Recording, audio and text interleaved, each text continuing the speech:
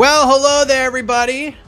Happy Sunday, and welcome to a brand new, live edition of On to the Next One, as we're coming off of a very fun, thrilling UFC 320 event last night at T-Mobile Arena in Las Vegas.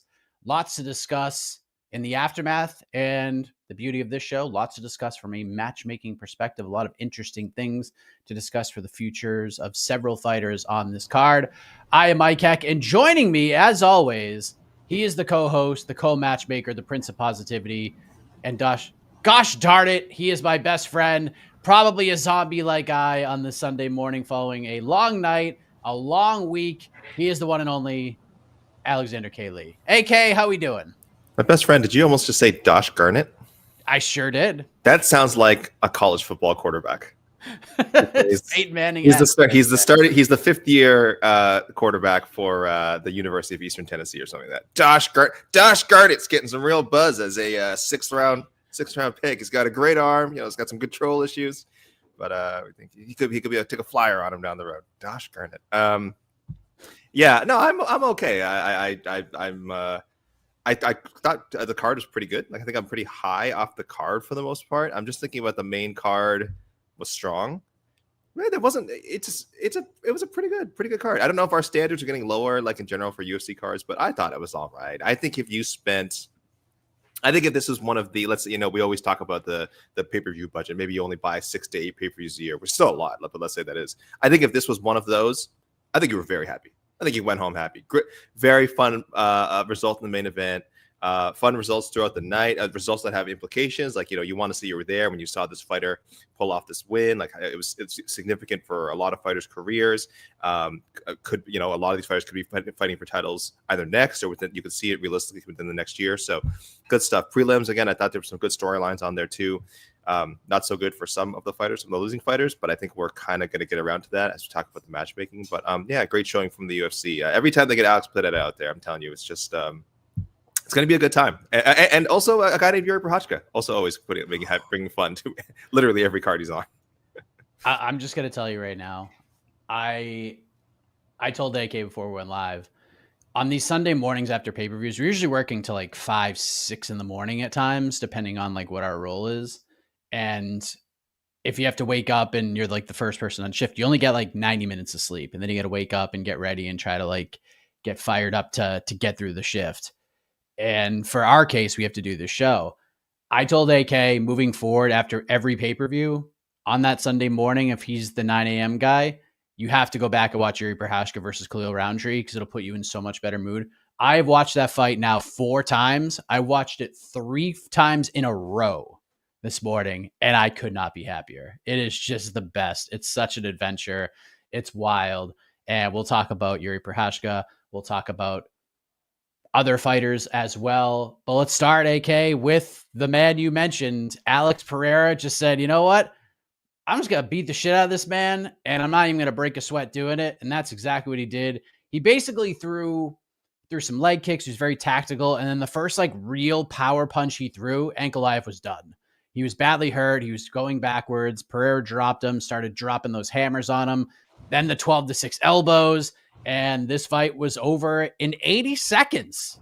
And this was about as bad as it can get from Magomed Ankalaev. We'll get there in a second. But now Alex Pereira has so many options, AK. It's pretty insane. We do the post-fight reports after the pay-per-views. And one of the questions is, what's next for Alex Pereira? And my answer, and I'll explain my reasons why in the article, is whatever the hell he wants. Because he is in that just unique position right now. So what does he want, AK? What is he going to get? What's next for Alex Pereira? I'm being a little bit boring here. I'm going just with a follow-up that we had to a recent winner. I don't feel the need to deviate from it. I really actually don't believe it's going to be what happens next. It's just, again, I'm sticking with my rules, Mike. Rules rule. And also, it's a fight that personally I want to see. So I would like to see him fight Carlos Ulberg. I would just like to see a nice title defense. Does Carlos Ulberg have anything for Alex Pereira? I don't know. I mean, after what we saw from Poatan on Saturday, it was just it was almost like the first Ankalaev loss was a blip on the radar. And that's kind of how like Pereira had been selling it the whole time. And I am always like, well, I don't want to, dig too deeply into narratives of, how, this person wasn't fit and whatever the injuries and things he's dealing with, the norovirus. Because I'm like, no fighter goes into the cage 100%. But I mean, you look at these two fights now. If you want to see an example of one guy probably not being close to his best the first time around, and then being exactly who we always thought he was in the rematch, pretty strong case. So yes, Alex Pereira, as you said, Mike, has all these options. I would just like to see him fight for the title.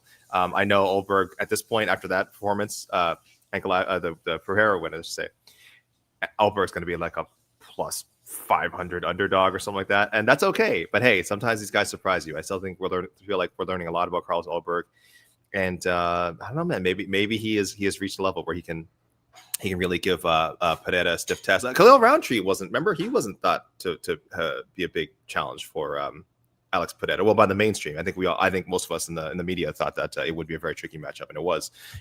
Maybe Oldberg can do the same thing. So yeah, I'm going with the boring pick, but I actually don't think that's what we'll see next. No, we're not going to see that next. And I'm sorry, Lazy Bed. You know what we're going to see next. He's going to fight John Jones next, and that's it. John is not going to fight Tom Aspinall. And I'm going here because this is something that I kind of talked about in the aftermath as well. A lot of the reason the anticipation for the rematch built over time. Like, I got a little more excited, like, the more I sort of dove deep into it and all the potential questions. But at the end of the day, what I landed on was like, Alex Pereira literally has nothing to lose here. If he loses to Ankalaev, who cares? It does not matter. He's just going to leave 205. He's going to go to heavyweight. If he wins one fight at heavyweight, he's going to fight for the heavyweight belt. The loss does nothing for Alex Pereira.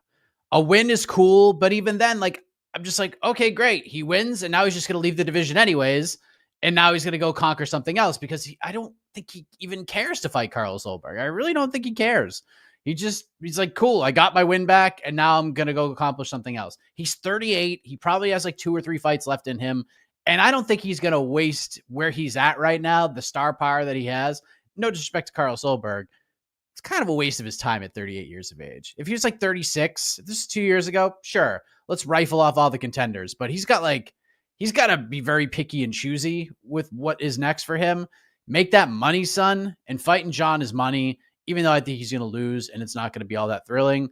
But who knows? Maybe he quote unquote boops John Jones and gets the win.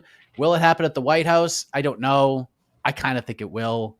But yeah, he even said it afterwards. Like, I was going to call out John Jones. John had a family tragedy.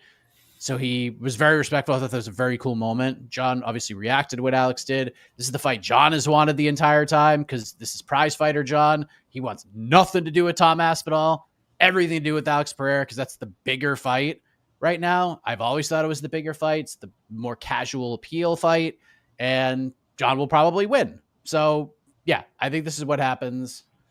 Sorry to Carl. Well, I'm not even going to say sorry to Carl. Yeah, well, we'll get there in a minute. I was going to say, I don't want to spoil one of your later picks, but we kind of talked about this last week as well after the Perth event, that like there is a very logical way for Oldberg to get a title fight next. It just very likely does not involve Alex Pereira. So we kind of, if anyone listened last week, you guys know where that's going to go. So we'll get there. We'll get there.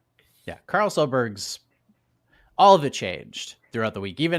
He even spoke to the media before the Jiri Khalil fight and was like, yeah, I'll fight one of those dudes if I have to. He kind of saw the writing on the wall. So, yeah, so many options for Pereira. He could go to freaking Zuffa Boxing and fight a boxer with a name right now. And the UFC will let him do it. Oh, my gosh. Instant title fight. He wins the title. They're like, oh, three combat sport champion. Look at that. Right over. We're going to get Pereira versus Usyk. Turkey Shake's gonna make it happen. No, I mean, but still, like, if Pereira's just like, yeah, I want to go box, I'd be like, cool, you can go box, whatever you want, Alex. You've done. He could not be in a better position right now with the UFC, with how the fans view him. He truly could not be in a better spot right now, especially in the modern era of the Ultimate Fighting Championship.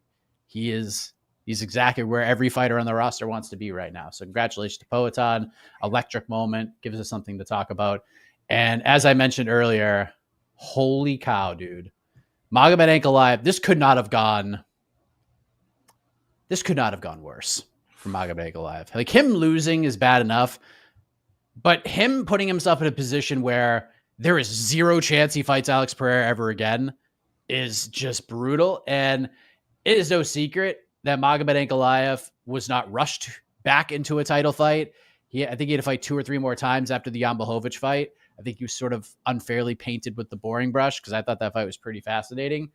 And now he's right back. Oh, not going to say square one, but he's like square 2.5 right now. He's going to have to run off a streak to get back to a title fight. And I make my pick here with a little bit of a caveat because I don't know if there's a relationship here between these two gentlemen. Azamat Murzakanov is going to smoke Alexander Rakic at UFC 321. He's just going to wreck him. And in a perfect world, Ankalaev versus Murzakanov is the fight I would make. But again, I don't know if they're tight. I don't know if they're friends. I don't know if they train together. I really don't know. So if all is fair in fighting, when Murzakanov beats Rakic, that's what I would do. If Murzakanov somehow loses to Alexander Rakic, he fights Jamal Hill, and then we go from there.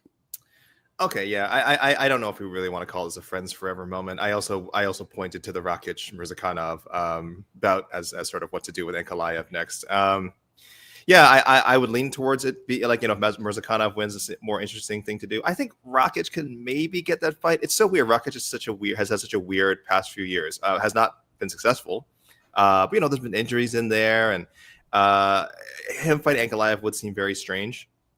But also, again, Mike, I think like Ankalaev, is he on the like he's just never getting a title fight again list unless he rattles off like 6 or 7 straight wins. Like we've said this about, he's gonna have to win at least 3 fights in a row. Okay. Because we've said this about other fighters before, right? Where like, oh man, they have so much to lose because one slip up. And the UFC is just very happy to let them slip their asses all the way back to the back of the contender line. And like, that's so crazy because when you look at everything that Ankalaev has done up to this point, what was it, like 12 straight wins? 14 unbeaten, right? Including the no contest and the draw. You're like, oh, that's a resume that like, this guy should just be in title contention for, the rest of his however many more years he wants to fight. But, we know that's not the case. These things don't happen in a void. He was getting nothing but boos during the week, and not even like intense, oh, I can't wait to see this guy get beaten boos. Like I'm paying money. It was a little bit of like a go away heat. And that's just not what you want with your champions. And after Pereira beat him, I mean, it was just unanimous joy across fans, the people in attendance, fighters on social media. Jiri Prochazka was in tears. He loved it so much. Even us in the media, like, again, we don't like to play favorites, but to say Ankalaev has not exactly been, the most fun fighter to write about or the biggest traffic driver is the case. So yeah, it's going to be rough. It's going to be rough. I'm going with, what happens at UFC 321, probably Murzakanov, probably not Rakic, but I still think there's a chance for that. And like you said, Mike, Jamal Hill is out there if he really needs an opponent.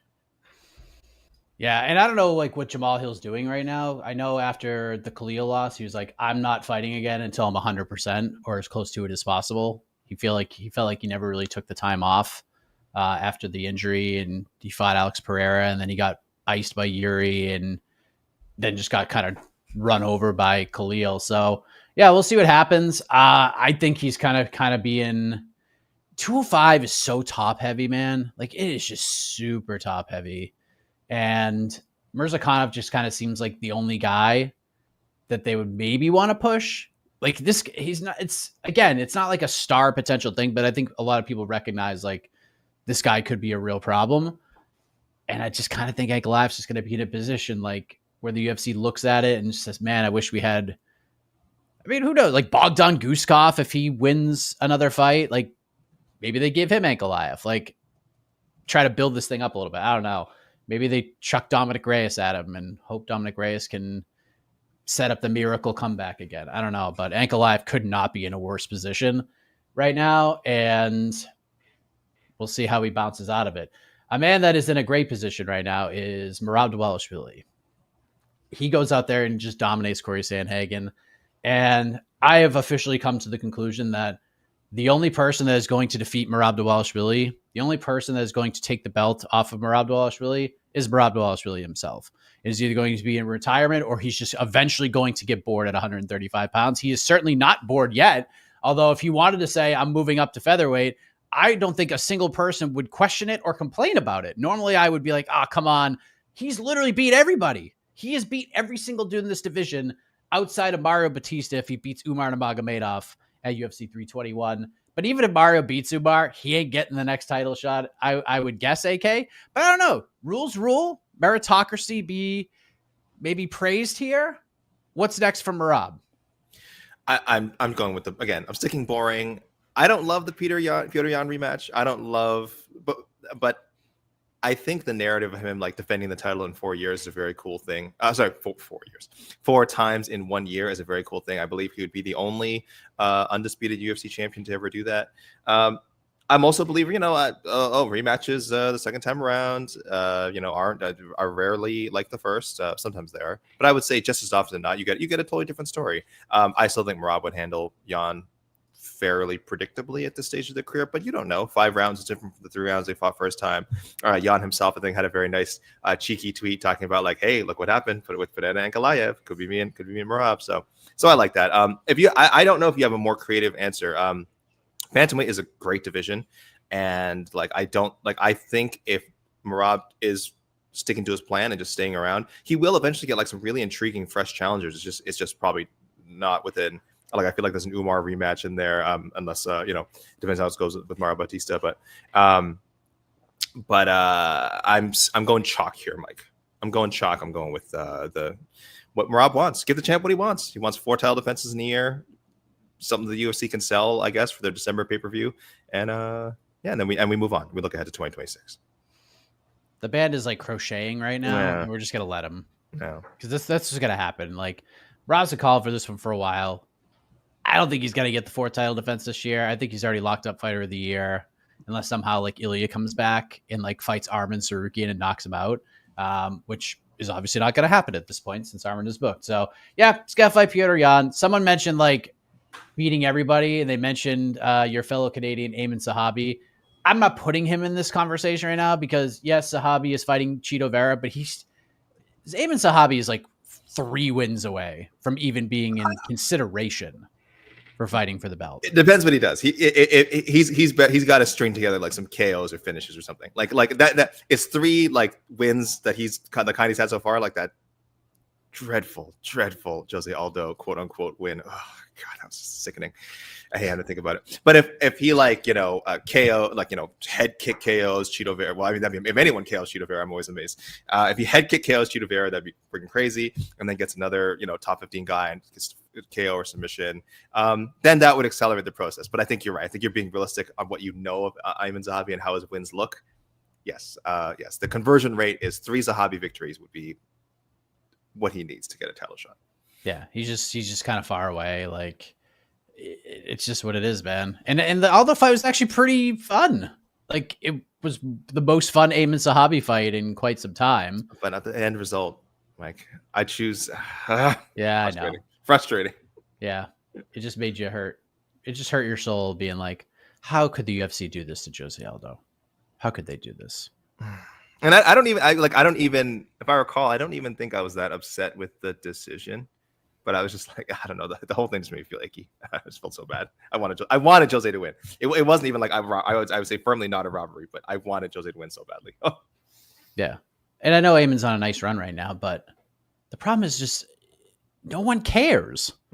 No one cares. Like they will go to Umar. They will go to like a lot of other people. They'll go back to Sean O'Malley before they go back to Ayman, before they go to Ayman Sahabi right now. Like that's just how the UFC operates. They're in the business of, well, actually once the Paramount deal happens, it doesn't really matter. But yeah. Speaking of O'Malley. Oh, I see. I'm trying to help you with your, I'm trying to get a segue in here. Yes. Right. Look, one of the questions on the report is who is the biggest loser at UFC 320. I did not go with this. I think a lot of people are going to know where I'm going with this. I think it's unequivocally Cory Sandhagen because he's never fighting for the belt again.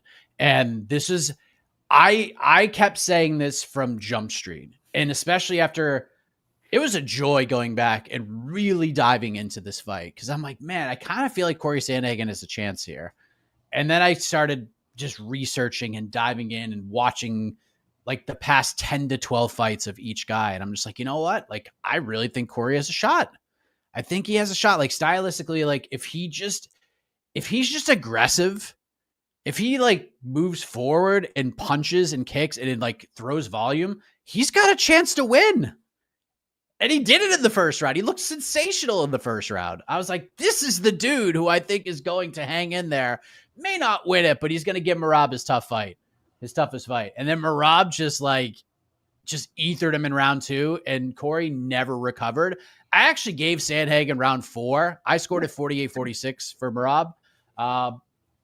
But yeah, it's a 48-46 that was not as competitive as the scorecard that I have indicates, because Merab just kind of took over, and I am now convinced that Merab will never lose the belt. So yes, you mentioned Sean O'Malley, AK. We're going to go and do Cory Sandhagen versus Sean O'Malley. However, Sean O'Malley's next fight will not be against Cory Sandhagen. Oh, he will fight somebody else, and then win or lose, he will fight Cory Sandhagen afterwards. I see. I want to say something about Cory's performance. I'm seeing a lot of haters. I shouldn't say haters. People being pretty critical in the comments. He did almost everything right, except for the second round. The second round got caught and nearly finished. Like, that was a disaster. And you can't ignore that. I can't say, well, if you don't count the second round, he did fine. No, I mean, you have to count the second round, and that's a huge part of the story. But I will say, for the most part, I felt like Cory did everything right. Like, watch in the later rounds how he kind of gets out of some of those grappling situations. He kept doing the same thing. He would get grabbed. He'd be able to get to his feet, and then smartly sort of walk over to the cage with Merab hanging onto him and just using the cage to sort of prevent the takedown. Merab could only do the sort of the fallback, like drag him down thing. And then Cory knew how to counter from there as well. He knew how to sort of scramble out of that situation and get back up. So he was never really held down. He got slammed a lot for sure. Merab is saying that, like, I think he wanted to let him up so he could get break the takedown record, which is possible. He only needed 3 takedowns. He wanted a single fight. I think he broke the single fight record as well. I think people said, I have to check UFC stats, but I think unofficially it was like 17 takedowns or something. And I think Sean Shirk, I believe, had the record before. So I don't know if that's true or not. I mean, again, I wouldn't put it past Merab. If anyone's capable of like padding their stats like that in a friggin' high level championship fight, it's him. But Cory did like so many good things. He made takedowns really difficult. He showed incredible balance. He was blocking trips. But this is all defensive stuff I'm talking about. Like, I think defensively he was great. But the problem is, when you're on defense the whole time, it doesn't win fights. We always say that all the time. Defense doesn't win fights, right? Merab had the biggest moment of the fight in round 2. I don't think he did a ton of damage in the other rounds, but Cory also didn't do a ton of damage in the other rounds. So yes, the decision was like totally justified. Another great performance from Merab. But I hope people aren't discounting Cory and saying like, oh, well, this was another routine tail defense for Merab. Like, this, Merab had to work for this man. Cory's defenses were so good. I loved everything Cory Sandhagen did. But man, there's just that other level of pressure, of like grittiness, cardio, of course, and yeah, just that wrestling ability, right? It's such a cheat code. So, man, amazing performance by Merab too. What a great fight. I'm not as down on Cory's chances, but I agree. He's had an interim title shot, great fight. Didn't work out. He's now had his undisputed title shot, which was hard for him to get because he lost so many number one contenders bouts. So yeah, we see what happens with O'Malley. You're right. Not next for Sean, maybe, but if you're Cory, sit and chill. I don't think you need to fight again, and just wait for that O'Malley fight to come to you. So there you go. But yeah, I really enjoyed the co-main event. Merab, 20 takedowns, 20 of 37. 20 of 37. 20. A lot of takedowns. Couldn't keep him down. Maybe he didn't want to. I don't know, but he couldn't keep him down. I'm giving Cory the credit. I'm not going to just say, oh, Merab let him up. I'm giving Cory the credit. I think he fought out of a lot of tough situations. Merab landed 243 strikes in the fight. 114 were significant strikes. It's pretty good. Yeah, this is just a classic Merab performance. Like, he was throwing hands. Hands because that second round was sick. Because he has no fear. Yeah. You can throw hands, like, it's not, and listen, that striking was not pretty. There was, not saying it was effective at times, but it was not pretty. But you can do that when, one, you have a really great chin. I mean, I don't think Merab is scared of getting, he's been rocked in some fights, but I don't think he's ever been rocked so badly that he's like, oh, ever been snake bitten? No, he's going in. Yeah, you rocked me, whatever, I'm coming back in. And then, of course, he's not afraid of being taken down. He's gonna throw in. He's like, his hips are right there. You want to go in for a takedown? Let's go. Let's wrestle. So he's not afraid of that either. So yeah, when you do that, you can just go in swanging and banging bantamweight style and with no fear, because yeah, he did strike more than people expected. Like he said he would. Yeah, that flurry, the knockdown changed everything. Man. I mean, it just changed everything, and no one really saw it coming. And yeah, I thought we were gonna get a Merab knockout there, and that would have been friggin' sick if that's how it went down. So yeah, Cory is just one of those guys who's gonna be on the long list of great, really good fighters who are never gonna wear UFC gold, and that's okay, AK. That's okay. One man who has once wore UFC gold and may once again is officially my favorite fighter to watch in the history of the sport. His name is Jiri Prochazka.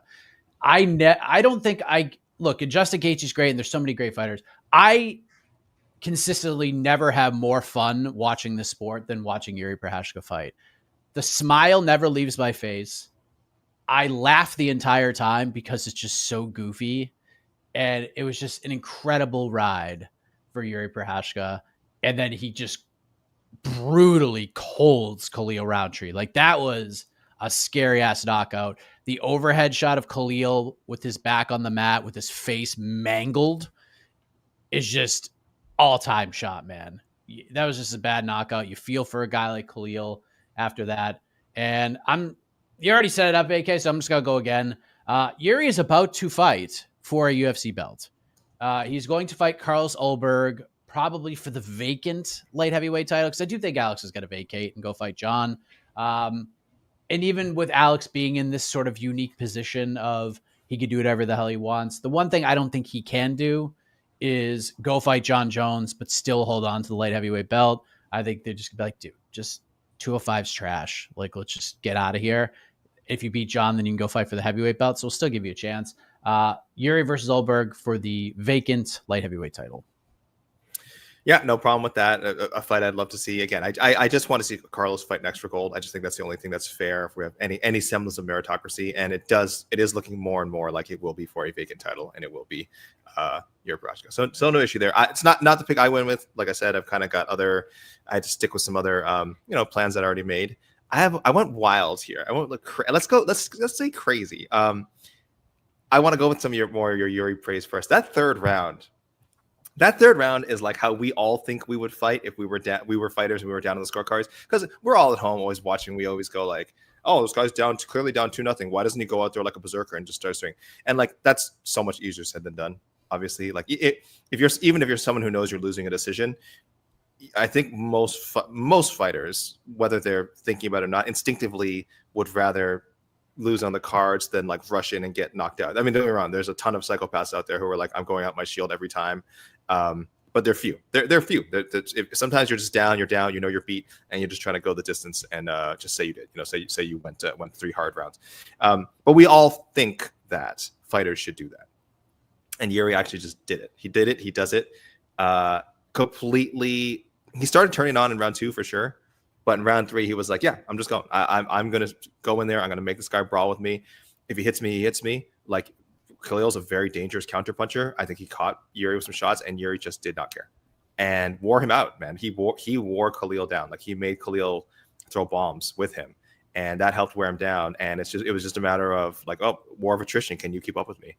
And I think we saw that very few people can keep up with Jiri when those hands are just flying and landing with some accuracy too in those flurries. It was crazy until they put Khalil down. So that was awesome.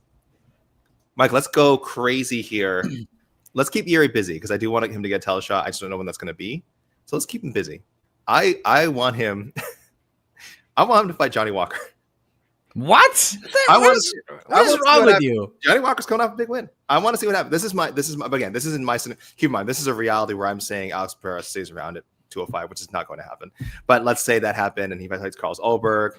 Rather than have Jiri Prochazka wait, I just think he has to stay busy. So I'm giving him a crazy matchup in Johnny Walker. I just see something stupid happen. But again, these are not what will happen. These are, with this scenario that I've sort of boxed myself into here, where Alex Pereira is supposedly staying at light heavyweight and not just chasing super fights, which we know is actually what's going to happen. Yeah. I thought you were going to do the thing that was going to make Jed Meshew so happy. Which one? And you're going to be like, hey, let's keep him busy. Dricus Duplessis moves up to 205. And that's the fight. That I would actually be okay with. Like, if it's not him fighting for the belt, you want to do Jiri DDP, I'm in. Sign me the hell up for that. I'm totally okay with that. So yeah, Jiri's the friggin' best. I'm telling you, go back and rewatch the fight. You will have an amazing time because it's just so weird. It's it's just such an adventure. It's such a roller coaster. And you could probably watch the clip of Yuri's knockout, pretty much all of round 3 is all over the MMA Fighting Social. It's on the Instagram. It's on YouTube Shorts. So you can check that out. But you can go back to the watch party. We have a timestamp, like the entirety of the Yuri fight. It's the best. It's incredible. So congratulations to Jiri Prochazka. Now, my good mood kind of goes a little sour for a couple of ways. Let's go to Youssef Zalal. This is the classic good news, bad news scenario here for me. And I'll explain why in a moment, AK. But here's the good. Youssef Zalal goes in there and just runs Josh Emmett over. Submits him in like 90 seconds. And I think what stood out to me the most by this is that if I were to play a game, and it's kind of giving it away right now, if we were just like randomly talking, I said, who do you think had a faster finish on Saturday? Youssef Zalal over Josh Emmett or Atiba Gauthier over Tristan Vines? You would say Atiba Gauthier without even blinking. But it is Youssef Zalal. Youssef Zalal got the fastest finish of the night on Saturday. Well, besides Alex Pereira. But if we're comparing Gauthier, who was like a minus 2,500 favorite, to Youssef Zalal, who was a big favorite, taking on a ranked guy who fought for a belt not that long ago, you'd probably say Gauthier, and it was Youssef Zalal. Gets it done, AK. So Youssef Zalal calls for Lerone Murphy after this. Will he get it, AK? Oh, you're shaking your head. I thought that was terrible because it was an awful call out. Yes, I was trying to be nice about it. My best friend. Because I think we all know. Again, it's not locked in, but it feels like obviously they're saving Lerone for the Volkanovski title fight. I mean, he's done more than enough. It's probably not happening this year. It sounds like it's getting bumps to if they return to Australia in February. Again, nothing official yet. That's just what all the scuttlebutt is about. Volkanovski's kind of mentioned it. So, yeah, I don't know what Zalal's thinking. He's very unlikely going to get that fight. Maybe he can be a backup for that title fight, but I think he has to stay busy because I'm a huge Zalal fan. The dude is so good. He is such a great example of having a ton of talents early on, getting some tough matchups that just didn't go your way, parting ways with the UFC, rebuilding yourself pretty quickly on the regional scene. I think he just fought like 3 times. It just smoked like 3 people on the regional scene. And then coming back, and the matchmaking for him has been excellent. Shout out to the matchmakers and his management for how they've guided his career. Like a few good wins. Then you got veterans, Calvin Kattar, Josh Emmett, perfect stuff. Finish with Josh Emmett, spectacular. So I do want to keep pushing him towards a title shot. He has that level of talent. He's just not next. It's just not next. He's not going to get in Lerone Murphy's way. There was really only 2 names that I think make sense if you want to move them up. And I went with the higher one, or I think who I would have ranked higher. So I'm going. It was Arnold Allen or Aljamain Sterling. Mike, I'm going to go with Aljo. I think Youssef Zalal and Aljo would be interesting. I currently have Aljo, I believe, in my top 5 at because he beat Ortega, right, in kind of a weird booking. But yes, that to me has Aljo in my top 5. He is 5th in the UFC contender rankings right now. I'll go with that. I'll go Zalal and Aljo. That's a big name for Zalal if he beats him.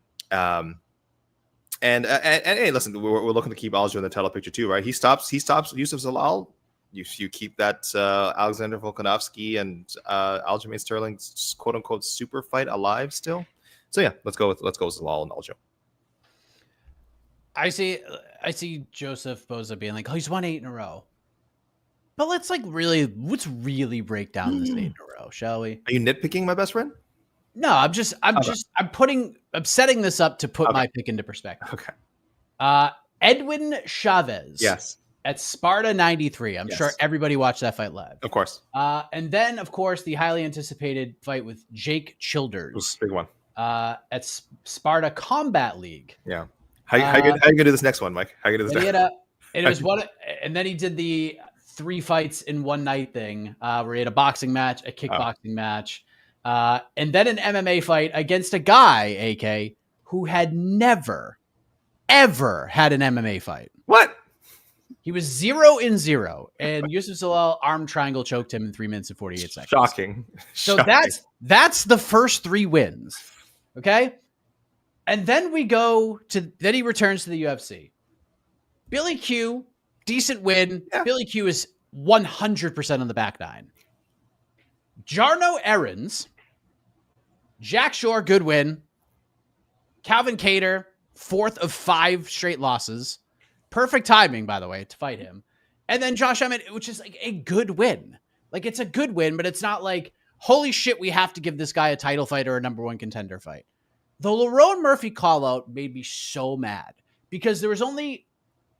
I actually think that there is an outside chance he could get the Lerone Murphy fight, but you don't actually call for it. What you do is you call for Movsar. You call for the boogeyman. You call for the guy nobody wants to fight, and then you fall in potentially to a Lerone Murphy fight. You don't just say it. Like, someone, like, his management team is doing a great job matchmaking for him, but he needs to get some, like, media training on this. Like, some UFC media training. Like, Youssef Zalal would be, like, a huge star in PFL. A massive star in PFL. But just not here. This is just not smart. Josh Emmett is a fine win, but he's 40. And he's clearly not great anymore. So what he needs to do is he needs to beat, right now, a guy who is over, who is here and now in a way. And that's why I'm giving him the same matchup I gave him after the Calvin Kattar one. And after the Kattar one, this is a direct punishment fight for Youssef Zalal. And you know what? And for the call out, this is going to be punishment again. He's fighting John Silva. He's fighting John Silva. He goes out there and does that to John Silva. He's in a number 1 contender fight next, without question. This is the fight that he has to fight. He has to fight somebody that is a relevant contender right now. Get a win over that guy. Boom. You're all set. Go fight John Silva. And I was really pissed he didn't get a bonus last night. Oh, yeah. Yeah. But then I think about the call out and I'm just like, maybe this is the MMA gods being like, dude, if you just called out Movsar, you would have got a bonus. Like, you might have got the bonus. And I'm not surprised that Joe Pyfer got a bonus over him. I even said on the People's Pre-Fight Show with Dennis from Submission Radio, I'm like, Joe Pyfer can win a 30-27 and he's getting a bonus because the UFC just loves him so much. Dana loves him so much that it doesn't matter. Youssef Zalal's submission was so much more impressive than what Joe Pyfer did, and yet Pyfer gets the bonus and he doesn't. It's absolutely insane. And they gave out an extra performance bonus. Why I know. Why couldn't they give out one more? Why 3 instead of 4? Like, yeah, give Pyfer his bonus. Why couldn't you give Zalal a bonus too? What a weird choice. Like, I don't. It was so arbitrary. I was impressed with Joe. Like, I thought Joe had I thought Joe had a good performance. I learned more about Joe Pyfer in that 6 minutes and 46 seconds than I had learned in the entirety of his career. I'm never saying take bonuses away from people. I'm saying if you're going to give extra, why not just go all the way and give more extra? Well, why didn't Ramiz Brahimaj, big upset? Why didn't he get a bonus? I know, dude. Like, of all the finishes on this card, and I mean this like wholeheartedly, this is not like me hating on Joe or anything like that. This was the least memorable finish of the entire card. Was Joe Pyfer's finish. And I was impressed by it. I was impressed by the performance, but like Brahimaj's was way cooler. Edmund Shahbazian was way cooler. That was a great finish. Daniel Santos was way cooler. I know it was a catch weight, but it wasn't a missed weight situation, so you could have given it to Daniel. Gauthier just wrecked a dude with one leg kick. Like, he ruined a man's life with one leg kick. Yeah. Like, I still would have given him a bonus over Pyfer, even though he's a minus 2,000 favorite. Like, it's so weird how they do this. This is the performance of the night version of Alonzo Menafield versus Julius Walker getting fight of the night, in my opinion. Mike, unrelated, how early do you have to get up to record the Sub Radio show? Well, Dennis was on with me for the Q&A. Oh, for the Q&A. Oh, okay. Yeah. Sorry, I thought you did. It's early morning. Yeah, dude. It's early morning over there, but it's 4 p.m. Eastern here. Oh, I thought you said you did a post. I thought you said you did a post. Oh, no. He jumped on the morning. Oh, my goodness. We did our bonus predictions, and I'm like, Joe Pyfer's getting one. Sorry. I don't care. And Dennis like, no. You think he's going to get one over these guys? I'm like, I'm telling you right now, if Joe Pyfer just wins a dominant decision, he's getting one. Because that's how they feel. If he gets a finish, 1 trillion% getting one.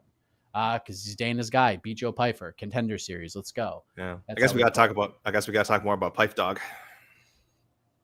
Yeah. Again, good performance. I don't think Joe Pyfer beats a ranked. Well, maybe. I think Joe could maybe beat Marvin Vettori. I think that would be like I wouldn't shock me if that's like the direction they went to try to get Joe into the rankings. Is that where you went? No. Okay. No, I went way cooler than that. Oh. But I turned it to you, AK. Yeah, I'm just doing it. You giving him Marvin? No, I'm getting Edmund. Oh, Let's do it. Oh, that's good. I'm a believer. I can say I picked Edmund Shahbazian to win a fight for the first time in Sunday. That's right. I did too. I picked him too. I picked even in his past 2 matches, which were heavily like in his favor supposedly. I picked against us. I picked against him. I thought Dylan Budka would wrestle more. He did not wrestle. I thought Jiri Prochazka would be a bit more effective with his grappling, but he wasn't. But that's a credit to Edmund. I'm not taking away from Edmund. Edmund has clearly improved his takedown defense, because Andre Muniz went for a takedown too, and I thought Shahbazian defended really well. So this is not just like I'm saying like, oh well, his opponents have fought dumb. I mean, they fought a little dumb, but give the young man credit. He was so young when we saw him enter the UFC, had a ton of hype, rattling off all these incredible first round knockouts, and yeah, ran into several opponents who could exploit a grappling deficiency. It happens. And he could have gone one of 2 ways. He could either just be like, well, I don't want to learn grappling. I'm a striker. I'm just going to go take striking. If I get striking matchups, I'm going to win and chase bonuses. If I don't get striking matchups, whatever, I'm going to lose. He clearly did not take it that way. He clearly has gone into the gym and has said, let's go. Let's drill, takedown defense, submission defense, grappling defense, everything. And he's looked great. I give him so much credit, because it is really hard, I think, to motivate yourself. When you know you're really good at one thing, right? He could have a long 20 fight UFC career just fighting other strikers, right? And occasionally losing to grapplers. But he seems like he's really determined to show he's a complete mixed martial artist. I'm very impressed by that. So yeah, I'm throwing both guys into the fire. I'm throwing Pyfer in with a guy who's really hot right now, and like I said, has shown a lot of development. And I think the UFC also believes in as a future like top 10 guy in Edmund, and I'm throwing Edmund to the fire because Joe Pyfer has bounced back from that disappointing performance with Hermanson. Is on a nice little win streak and has a lot of hype behind him, and still has a lot of the backing from the UFC clearly. So yeah, just give me that next. I don't think a loss completely derails either guy, and I think it's a great I hate to say a fight night headliner, but it would be a nice fight night headliner. I don't know if you can put on the road. Probably the Apex. No. I was gonna go like Kansas City or something. No, you can't do that. Where's he from? Where's Joe Pyfer from? Joe Pyfer's from what, Missouri or something? Where's he from? Philly, baby. If they did that, if they went to Pennsylvania, maybe you could. Yeah, because Sean Brady shouldn't headline. Throw Joe Pyfer in the main event. Sean Brady's the opening main card bout, while Joe Pyfer's the main event. I like that. I actually really like that pick. I'm kind of stealing this, but then I realized it was kind of doo-doo during the watch party. There's a fight coming up at UFC 322. It is RoboCop would have been my pick if he was unbooked. Gregory Rodriguez. That was my first thought. Yeah. But Gregory Rodriguez is fighting Roman Kopylov at UFC 322, which also makes a lot of sense. So the winner of that fight fights Joe Pyfer next. So there you go. Perfect. And nice piece of good night for Joe, man. Like, honestly, like I'm not shitting on him. Like, no. Good for it. I just don't think he should have got a bonus last night. I really don't. But the performance was good. It was a smart. Him starting out grappling was really shocking. Like him shooting for the takedown, and he just knew like a boost was just gonna tire after a round. Like this was actually like a good game plan in the end. And I thought for a second he was gonna get that weird sub at one point where I was like, he's got the arm, he's got like the neck trapped. There's so much happening there, and good for Joe, man. Gets it done. Let's go to the wild card round, AK. This is where things get real interesting.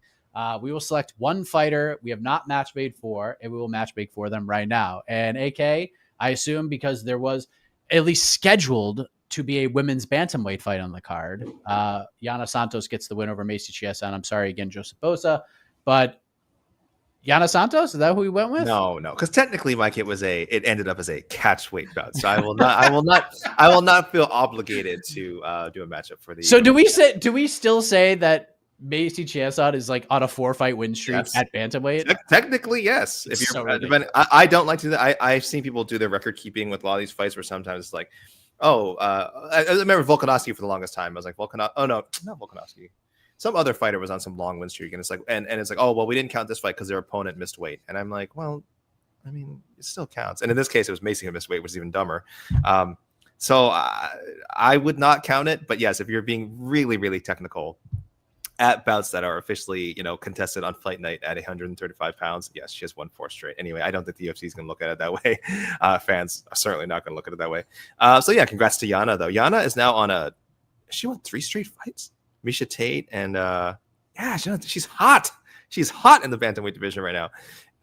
Good for her, man. Good performance. Didn't finish super strong. Macy nearly had him some serious trouble at the end, but hey, win's a win, so good for her. No, Mike, I'm going with Patchy. I can't quit Patchy. Did you go with Patchy? I did. Okay. What are we doing here? Are we trying to? I don't even know. I thought you might, but I don't know how we're looking at it now. Are we still believing in him? Are we trying to keep him alive? Have you already relegated him to gatekeeper? Are you throwing him in there with like a killer or something? Because I went the way of like, if he can't beat this person, then we're truly done. So we're not okay. I thought for a second No. We're definitely not friends forever. No, there's no chance. No way. I don't think you went the same way I did. I have not seen Ronnie Yaya in some time. That's right, everyone. I broke the glass and I'm pulling out Ronnie Yaya. He'll be 41 by the time Patchy Mix fights again, which I assume will be like, January, February. It'll be 2026 by the time we see Patchy again. I hope so. Anyway, I hope he doesn't rush back in there. Ronnie Yaya, very experienced fighter, good fighter, but theoretically near the end, I thought he was retired, but as far as I know, he is still an active fighter. I have to imagine he's just fighting out what's left on his contract. And like Patchy he wasn't terrible on Saturday. What? I mean, I don't think he had a lot of control time, and control. He was super bad last night. I don't know. Honestly, dude, I actually think it's better that he lost. Like, I think it's better he lost a splitty and that's people somehow are like defending him. Yeah, well, because he was on top. That's all people saw. People said, he was on top a lot. He was on top a lot. He did very little damage. That's, I think, what's so frustrating about it. This to me was actually a really bad scenario for him because I think I was saying in the preview show, I thought he could take a loss, but it had to be in a really competitive, like interesting fight. Now I think it was competitive. I don't think the fight was that interesting, and I'm not blaming Viklash. I think Viklash did what he needs to get the win. He was just a little more offensive when he had positions to actually put together something significant. He did. Patchy had a lot of control, but where was the ground and pound? Where were the submission attempts? Like, I think you could score the fight for Patchy. I really do. But I had no problem with Viklash winning that because I just felt like one guy was trying to actually finish the fight. One guy was trying to hold on and save his job. And that's Patchy Mix. That's what are we doing? That's not where you need to be. He's only 32. We know he's a good fighter. We know he can finish fights. So I don't know if being in the UFC is messing with his head. I don't know if that awful performance in his debut is, affected this one just where he had to fight super safe. But yeah, I'm very concerned. I'm not giving up. Like I said, he's pretty young. I think he's so talented. I think we've seen him at his best. I still think he's once upon a time legitimately a top 5 bantamweight. I'll go as far as to say that. So we're going way back here, Mike, way back in the rankings. I don't know where people have Ronnie Yaya, but let's see what this matchup happens. If he cannot beat Ronnie Yaya, and because again, Ronnie Yaya is a very experienced, tough fighter.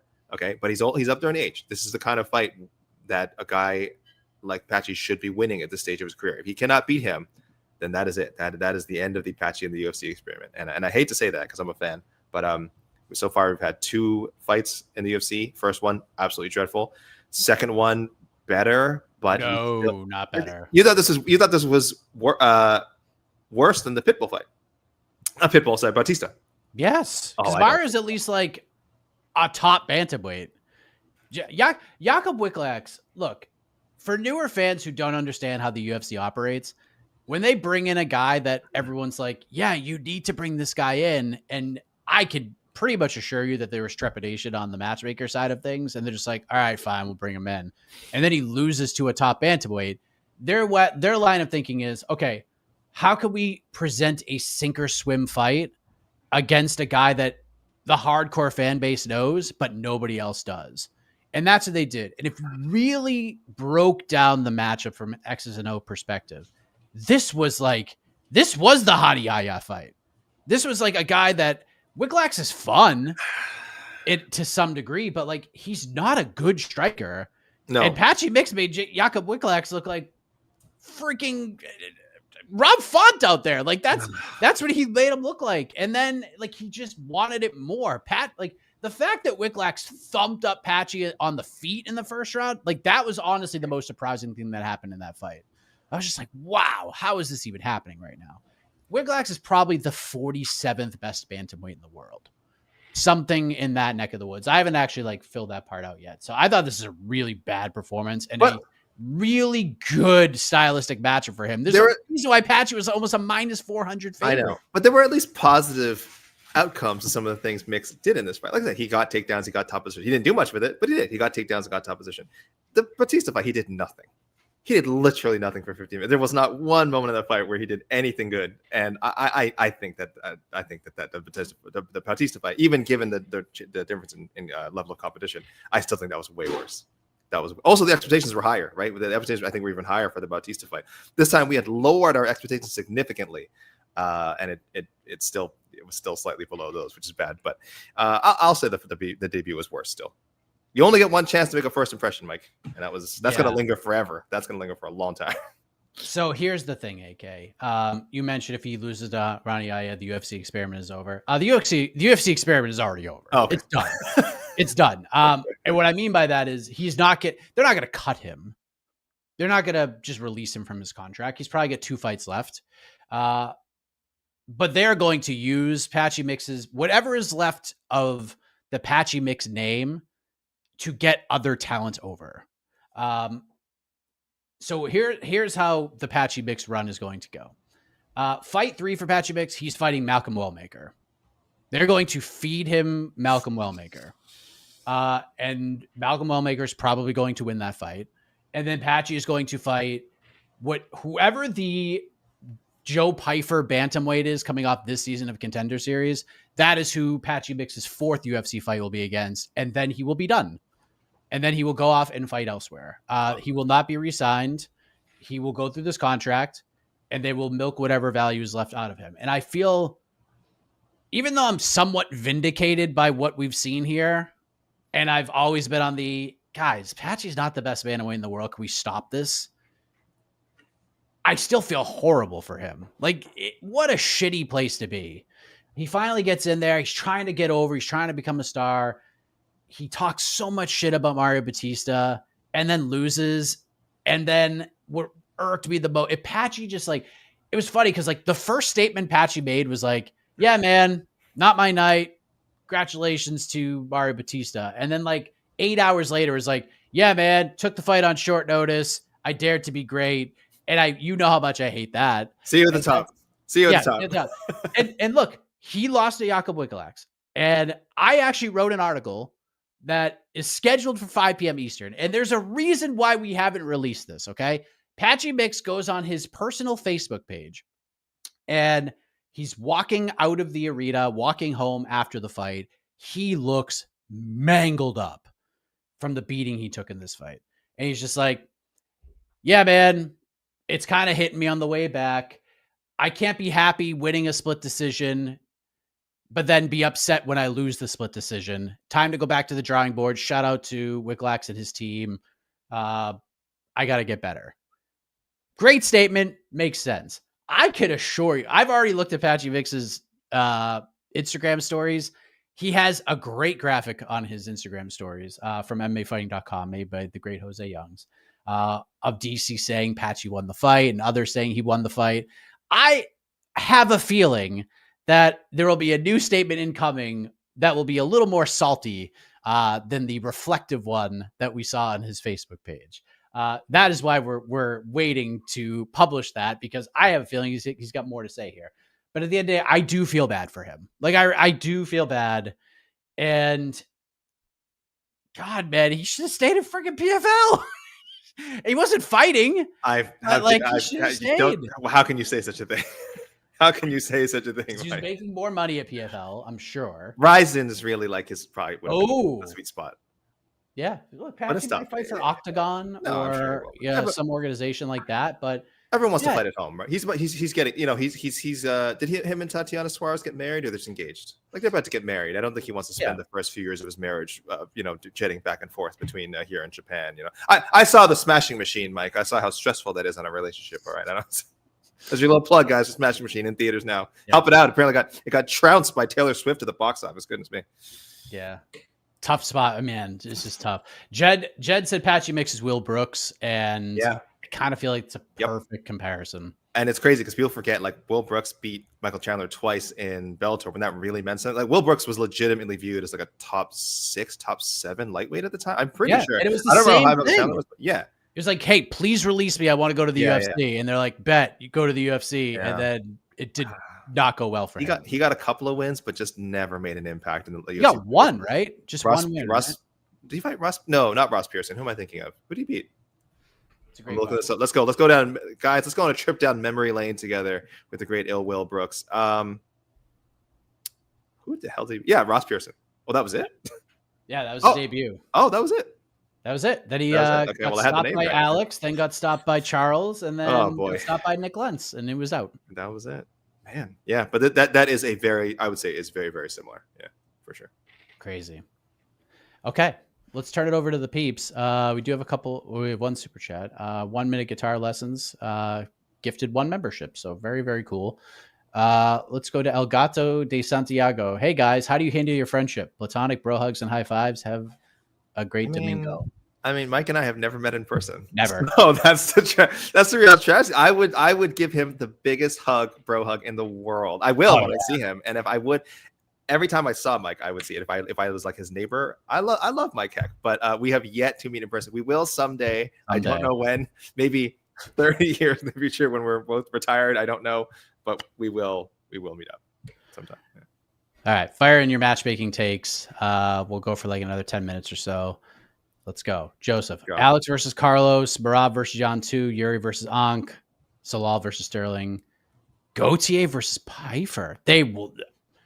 No. I'm here to tell you, Joseph Boza, that is a fight that will probably never, ever happen. They will not put Joe Pyfer in that situation.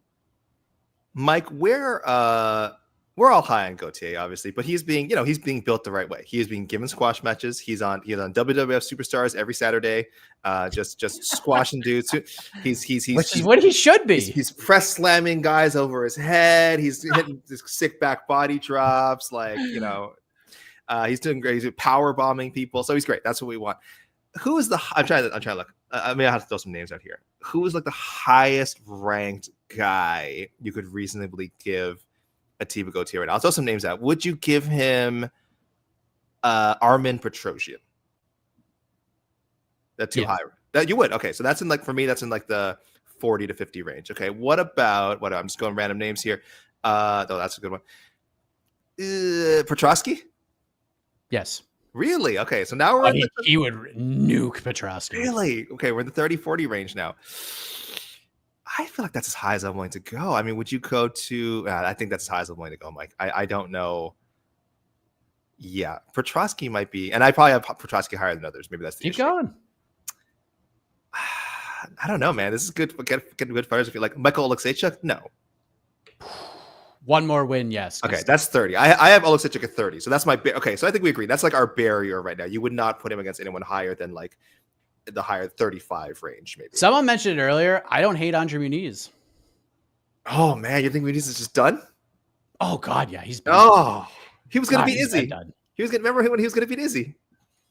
He's been done. Damn, really? You think he just gets smoked? He has so much more experience. I don't know. Matter. Gauthier just needs to touch him once and he wins. One time. You just need to hit him once and he wins the fight. That. I have Muniz he's still in my top 20. I probably have him too high. I still have Muniz in my top 25. Probably should not be in the top 25 anymore. Okay. That's fair. Yeah. I think but I like the road. He should be fighting. Gauthier should be fighting on every pay-per-view. Yes. That's what they should be doing. He should be fighting on every pay-per-view in squash matches, much like this. Rebook Ozzy Diaz if it's possible. For MSG, he should be fighting at least one more time this year. And I'm not just selfishly saying that for fantasy points, because Atiba Gauthier was the best draft pick. It was so good. I'm so glad I picked him. But it was unfortunate. If he fought Ozzy Diaz, he would have got a bonus yesterday. And that's that. But yeah, he's only 23, so there is no rush. But I think right now he beats a lot of guys in this division. I don't know. What are his actual wins at this point? By the way, of course, poor Tristan Vines just saw Robert Valentine, and I don't know, Mike. These are just respectfully, these are punching bags. These are trading dummies. I can't go as high as you. Like I wouldn't have gone higher than you said. Keep going. I would have stopped at friggin' like Petrosian. Like, I'm just curious, like where you had guys, but I don't know. More squat. 2 more squash matches, please. 2 more like outside the top 50 guys. 2 more. I don't ask for much. Let me pull up my rankings. Maybe wait till by next summer, if assuming he stays really busy, by next summer we give him a top 35 guy. How about that? Petrosky's like a really good pick. Yeah. I was such a believer in him, but I am starting to think like he's maybe just not that dude. Gautier's so young. He's 23, Mike. He's 23. Let's take it easy. I don't want him fighting a top 20 guy until a top 25 guy until 2027. Unless he is this true prodigy and like just like I said, the names you mentioned, he gets booked against them and just clears them, then fine. But let's take it slow. 2 more squashes, please. How about Nick Klein next? I have Nick Klein pretty low. Yeah, that sounds about right. Yeah. Thank you. Yes, exactly. Nick Klein's not bad. Cody Brundage. He's so sneaky though.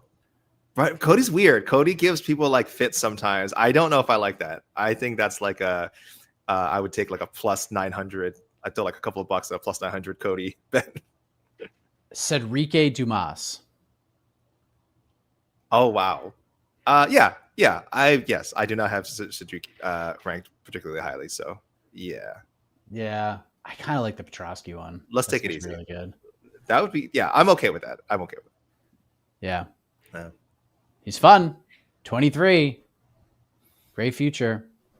Looks good getting off the bus. It's scary, dude. Crazy. It's a scary, scary man.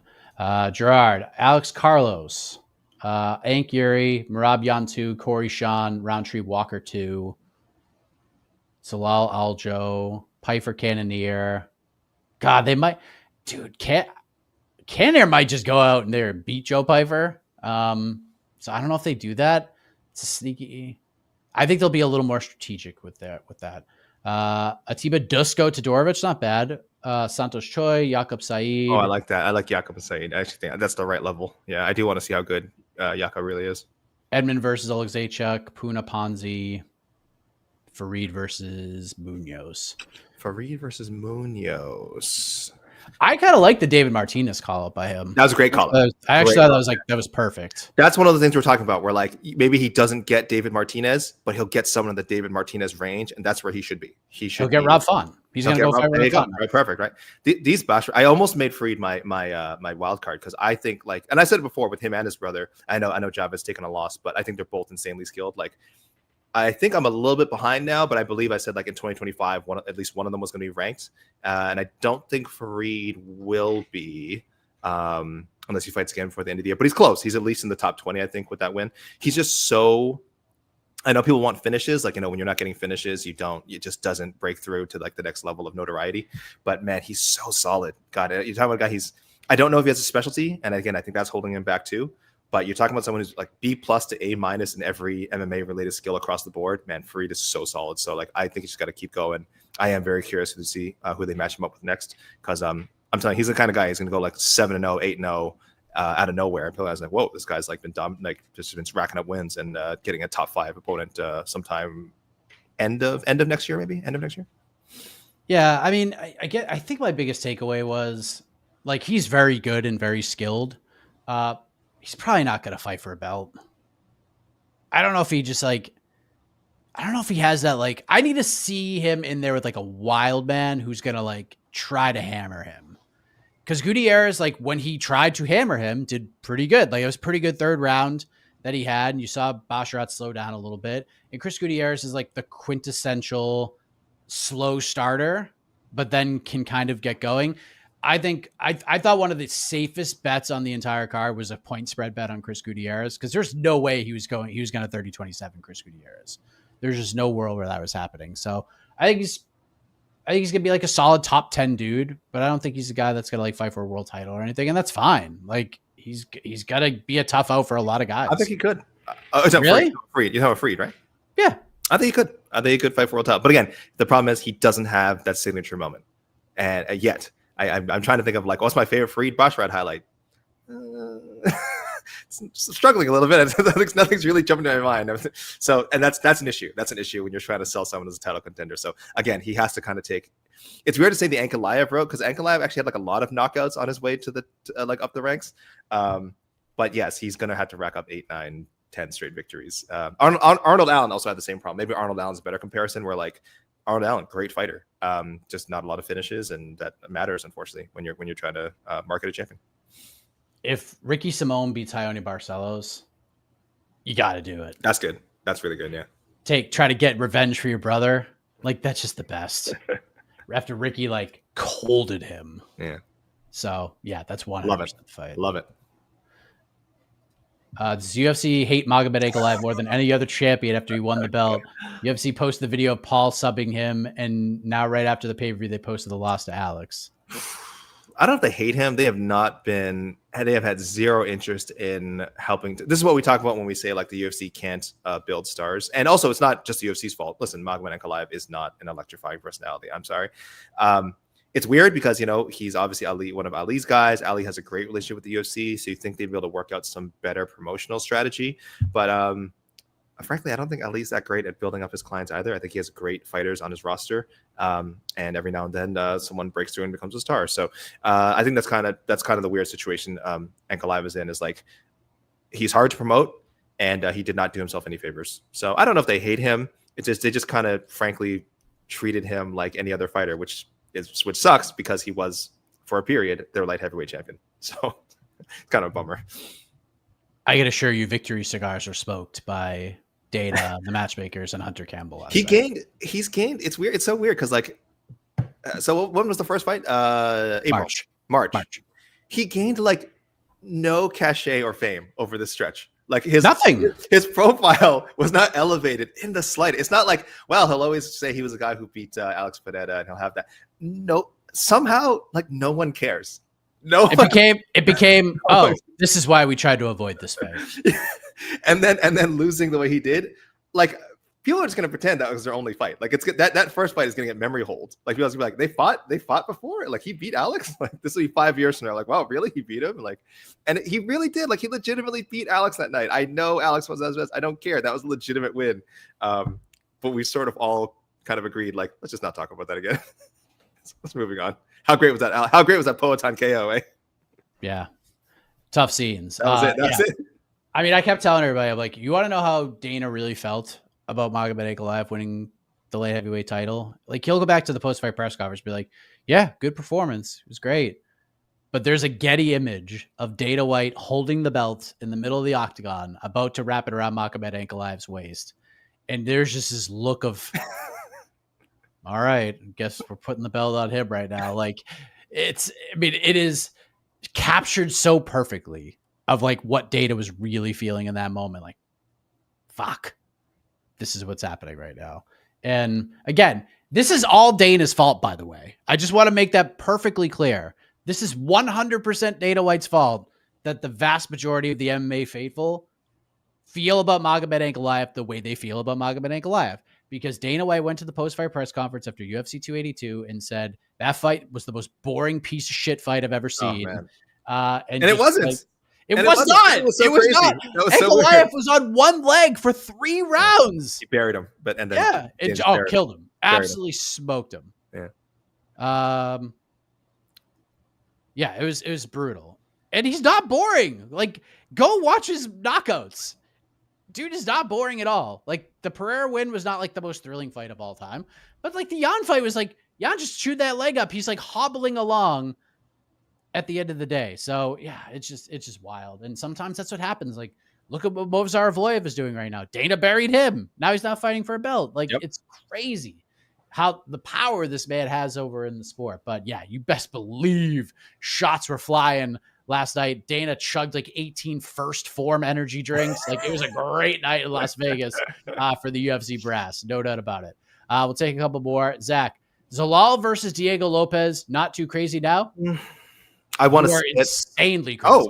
I want to see it though. I don't think it's next. I do want to see that fight. Yeah, I do want to see it in 2027 when it's not crazy. Oh, That fight makes no sense right now. None. Diego Lopez lost a competitive fight to the champion. He's got wins over really good fighters. He almost beat Movsar Evloev in a short notice UFC debut, and he just beat the holy hell out of the boogeyman of this division. And you want to give Youssef Zalal Diego Lopez, who honestly, I wouldn't do it. There is a world where the UFC is in a matchmaker meeting on Tuesday saying, do we give Diego Lopez the rematch already? Do we give it to him? And then do you think Mick Maynard's like, you know what would be a great idea? Let's give him Youssef Zalal when he's as hot as he could possibly be. You are insane. That fight has zero chance of happening. But again, if he called out Movsar, maybe he gets it. But he's not getting Diego Lopez. Lopez is red hot right now. It's just not happening. I'm sorry. So yes, you are crazy, but I like your gusto coming back. Yeah, bring it, Zach. Bring it. Pyfer versus the Iron Turtle Alaskarov loser. I don't mind that. I don't even mind the winner of that fight either, if we're being honest. Yep. Gautier versus Dubois, he deserves it. Yeah, you said it, Mike. Yeah. Wicklax versus Christian Rodriguez. Rodriguez is a featherweight, is he not? I hope so. He's not. We're not doing the Christian Rodriguez go to bed, are we? We've tried that too many times. And plus, Christian Rodriguez can't win because Wicklax has lost fights in his pro career. So, yeah, tough scenes. I would like to see that. It'd actually be kind of interesting. Could get a little weird and wild. So, what else do we got? Send in your picks, people. Hey, you got any picks here? We are ready to evaluate and judge. Oh yeah, I'm in a tire bed, so I'll be a super grump. Take a couple more. Mike, is this going to be it for Emmett, or do you think he'll stay around for a while? He sounded like he had title aspirations in the promo. Did he? Is the pro? What kind of title aspirations did he have? BMF featherweight title. Oh Jesus Christ! But he might not want to fight without them. Thoughts? Josh's title aspirations ended when Yair Rodriguez tuned his ass up for the interim belt. So that's just kind of where he's at right now.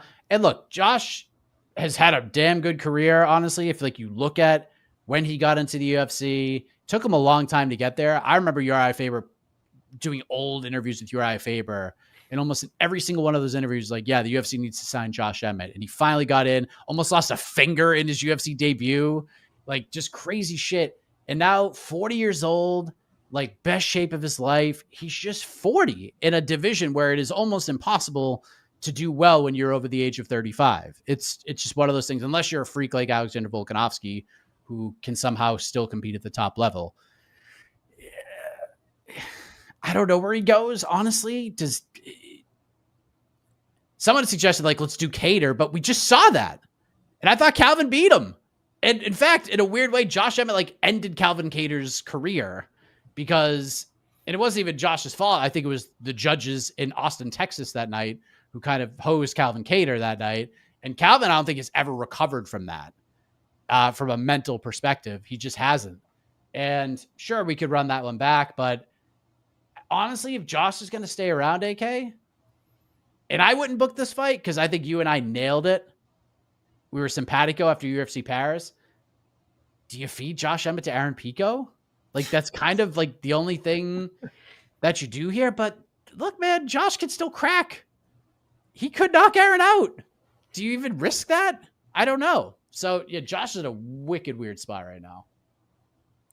I want to say that someone said, people are asking about Khalil. I'm like, what do you, I almost messaged you on Fight Night and said, should we do Khalil too? But, we had a lot of names already, and we generally only do, title fight losers. So we didn't do Khalil. Man, where do we go from here with Khalil? Love Khalil. That's a guy who is like, if we said Ankalaev gained nothing from winning the title, that's a guy who, like, fighting valiantly for the title did Khalil Rountree wonders. Like, now, I mean, you could do Khalil versus Ank. I actually don't hate that. I don't hate it either. It feels like some mixture of these guys from Saturday Night will end up fighting each other. Yeah, maybe you just do Khalil and Ank. Guskov is not bad. Guskov, yeah, you got guys coming up. I don't know how they view Roundtree, because I wonder if they feel like, we got that great title fight out of him, but we really don't view him as someone that we can build back towards a title shot again. So if we can, put him in, like you said, fun fights. We got Guskov. I was gonna say Bukauskas. They fought already, right? Wasn't that there's like a he didn't he destroy Bukauskas' leg or something? Am I? Oh my God, yeah. That was like, remember, there's a whole debate on whether or not they should ban the oblique kick. Oh, that's a long time ago. Yes. Okay, so I wouldn't run that one back. I don't think you need to. Well, I don't know. Bukauskas probably would like to. Yeah, I mean, there's some names coming up. Maybe he fights Zhang Mingyang at some point. Not next, but maybe some point. Yeah, I don't know. But people love Khalil. He can really go in a lot of different directions, light heavyweight division. And yeah, I hope he's making a shitload of money. That's all I'll say about that. I do like this pick from Lores Dober, Emmett versus Giga. Yeah, perfect. Perfect timing for it. Yep. I like it. Yeah, people are saying Khalil should probably just sit on the sideline for a bit. I don't mind that either. Take all the time he needs, because he's taken a lot of damage in some of these fights. And boy, rest up Khalil, because one of those guys who just, I think, owes us nothing, owes us no. We don't. He doesn't. Oh, we haven't seen Khalil in a while. He should get back in the cage. Nope, Khalil. If you want to take a year off from fighting, tip my cap to you. I know you're in your relative prime right now since it's light heavyweight, but. Buddy, you got rest up and get those, focus on getting the biggest paychecks you can when you can. Yeah, Joseph, we already put your picks out there. I think we're good. I think good. I think we have done our thing. I feel good. We have UFC Rio next week, AK. UFC Rio. Oh yeah, we do. Charles Oliveira versus Mateusz Gamrot, the main event. I like it. Let me pull up this card. God, please tell me that we're doing like some early day MMA. It's like I think it's 4:00. Oh, okay. All right. I'm okay with that. Yeah. Let's run down this lineup. 7 p.m. Eastern main card on ESPN Plus. Charles Oliveira, Mateusz Gamrot, the main event. Love the co-main event, AK. Could this finally be the time? Yes. At all my years, nearly 8 years of doing programming on MMA fighting and outside of it, is this finally the time I get to cash in on the Montel Jackson might be a top 5 bantamweight, might be a guy who wins a world title. We're going to find out, because he's about to fight Davis and Figueiredo in the co-main event. Finally, Montel getting an opportunity. Welterweight contest in the featured bout, AK. Vicente Luque versus Joel Alvarez. Good stuff. Great fight. Mm-hmm. And of course, there is no UFC Fight Night card without heavyweights in the main card. Jonata Diniz versus Mario Pinto. We got Ricardo Ramos versus Khan Offley, and we got Lucas Almeida versus Michael Aswell. Of course, that just screams, we got to throw that on the main card. Although I will say that fight's going to slap. It's going to be a really good main card opener. Jafel Filio versus Clayton Carpenter headlines the prelims. Vitor Petrino versus Thomas Peterson. We have the highly anticipated UFC debut of Bia Mesquita taking on Arena Alexieva. We have Lucas Rocha versus Stuart Nickel. How is this buried on the prelims, AK? And if we're going to bury it on the prelims, at least make it the first fight of the night so we could watch this along. In heavyweight action, the dream matchup, the brothers of bigger star fighters, Walter Walker versus Mohammed Usman. It's all going down. We have Julia Palacio versus Karolina Kovalkiewicz and Luan Lacerda versus Simon Oliveira. That is UFC Rio, AK. There are 3 heavyweight fights on here? Right, because Vitor Petrino moved up last time. Yeah, 3 heavyweight bouts. Oh my goodness. And the one ranked heavyweight is buried on the prelims. Wait, who's ranked? Walter Walker, Mr. Heel Hook himself. He is? Yeah, he's about to heel hook Usman too. Okay. He's number 15. Wow, okay. Damn, high stakes. He's 15 of 19 UFC heavyweights. So why is Jonata Diniz over him in the lineup? I don't know. Okay. Because Mario Pinto's a big finisher, and there's a real chance Walter Walker versus Bo Usman gets real funny, I guess is like the nice way to say it, where we could get a couple of really tired heavyweights just heavyweighting it all over the place. There's much more of a chance of it happening in this fight than the Mario Pinto fight. I am very tempted to do a 3-fight all heavyweight bouts. Go to like heavyweight overs parlay. I'm gonna see the odds. Ugh. Ugh. That would be fun as hell. The electricity would be in the air. I may or may not be on Onsen. Just throwing it in there. We'll figure that out. We'll have more discussions throughout the week. We'll be back next week in podcast form following UFC Rio right here. And on to the next one, the podcast. Thank you so much. We're out of here.